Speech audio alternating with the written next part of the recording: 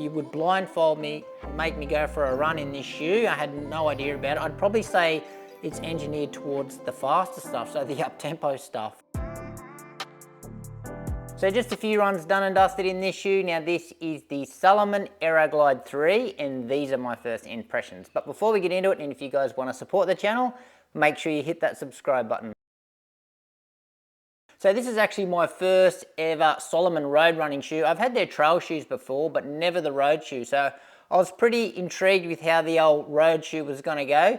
Now with the specs, so this is a neutral road running shoe, certainly in that daily trainer category. You're going to be able to pick it up in Australia for $260 and even $160 in the US. Now in the weight, it's a pretty lightweight for a daily trainer, so 247 grams or 8.7 ounces. Now that's in my size, this is a US 8.5.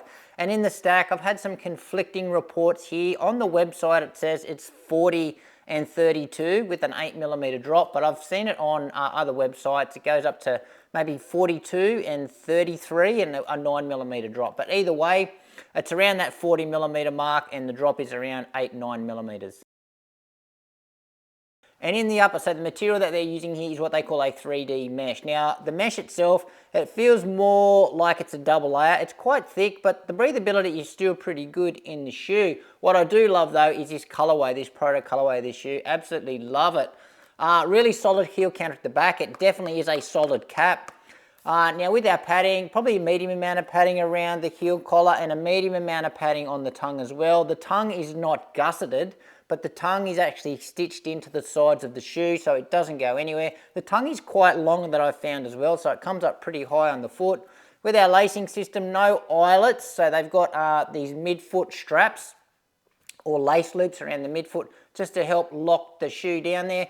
They have got eyelets at the top, so you can do the runner's knot if you wish. Now with this lacing system, I did have a few little dramas of just trying to get the laces pressure right on one foot, just playing around with these lace loops, but I've sorted that out. Other parts, so no heel slippage in the shoe, thought that was quite good. Now in the fit, I'm going to say it's a bigger fit, so it is a little long and it's also pretty roomy in the toe box as well, good amount of volume. But if you've got a narrow foot, I would definitely consider coming a half size down in this shoe. Build quality is absolutely excellent and step-in comfort is not bad either. And in the outsole, really interesting design what's going on with the bottom of the shoe here. So I feel like I've seen this before somewhere, and yeah, it really does remind me of the Nova Blast. So rubber all around the edge of the shoe, and then they've just got this pod under the forefoot.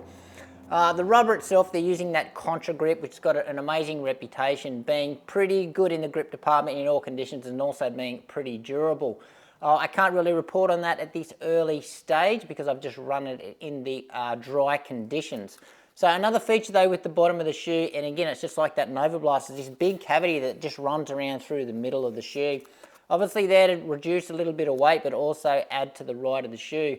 What I would like to see though in the bottom of this outside is probably just this outside ring, probably just broken up a little bit more into some segments just to free the midsole up a little bit. And in the midsole, so the foam that they're using here is their Energy Evo foam. So if there's just one big slab of that, there's no plate or anything in the shoe. So rigidity wise, there is a little bit of flex there under the forefoot, but overall I would say it's on the stiffer side for shoes out there. And also the twist test left and right, it feels quite stable as well. And now in the geometry department, certainly we do have a forefoot rocker here. I'm going to say it's probably on the earlier stage of forefoot rockers, but there is a little bit of toe spring there too. So it's not overly aggressive, but you can certainly feel it on the run. And in the ride, well, the first word that comes to mind here is springy. So a very energetic ride, certainly much more energetic than I was expecting. So is it soft? Well, I wouldn't call it overly soft, but there is some softness to it. There is lots of protection from the road. I don't get a lot of sink into this foam. It is softer through the heel and it does compress a little bit more through the heel, but the rebound is, yeah, as I said, energetic, springy. You don't sit long in this foam because it really wants to throw the foot out as quick as it can. So overall, I would say, yeah, springy, responsive shoe, and especially as you roll through and you go through toe off. So it does firm up a little bit more through the toe off, and overall, yeah, it feels like a really versatile shoe that's going to be able to handle a wide variety of paces. So it's super comfortable as well. But what I think the real highlight of this ride is just how efficient it feels. So this geometry paired with this foam, so not a lot of sink, yeah, it just really screams out like it's going to be a super efficient shoe. Pretty stable as well, didn't have any instability issues. And overall, the ride reminds me of, the feedback of the ride really reminds me of, I think it was the Saucony Triumph 21 or 22. So it was just that, yeah, that really energetic, cushioned ride. So yeah, if you are looking for a comparison, sort of what it feels like, that's what it reminds me of. So what I'm liking in this shoe so far is number one, the geometry. I love how it really promotes a really efficient turnover for me. I also love the weight of the shoe. So not too light, not too heavy. I think it's just right, especially for a daily trainer. And I also really love the colorway of this shoe. And what I'm still figuring out is just the lacing system. I'm just trying to sort this laces pressure out, especially there through the midfoot, and no dislikes in the shoe so far. And just wrapping up my first impressions here, so what I will say is how surprised I was about the ride. So I didn't expect the ride to be that lively, that responsive, that springy.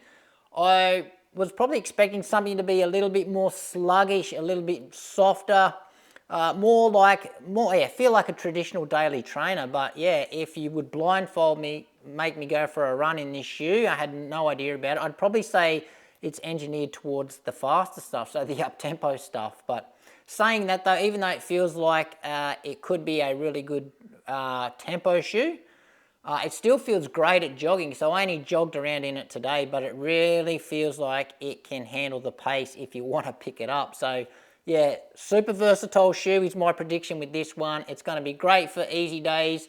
I think it can handle all the way up to a tempo pace, but for me, I think this one sings out. It's going to be a really great long run shoe as well. Just with this geometry and just how the foam just feels really, really efficient. So yeah, interesting to see how it goes on those big long runs. I do think that heavier runners and heel strikers are going to get the most out of this shoe, more so than a midfoot or a forefoot striker or a lighter runner. But anyway, guys, that's it for me. Any questions you've got regarding this shoe, just drop it in the comments. Thanks for watching. Make sure you give this video a like if you enjoyed it and subscribe to the channel, and we'll see you next time.